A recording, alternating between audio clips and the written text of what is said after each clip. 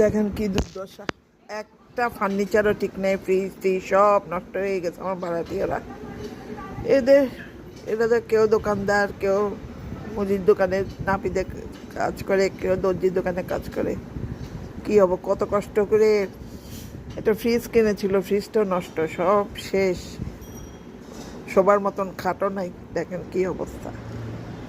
এখন এগুলি ধুচ্ছে, সারা কাদা, মরা মুরগির চামড়া টামড়া চারিদিকে ছড়িয়ে পড়েছে, গন্ধে টিকা যাচ্ছে না। ধন্যবাদ জানাচ্ছি, ভালো থাকবেন।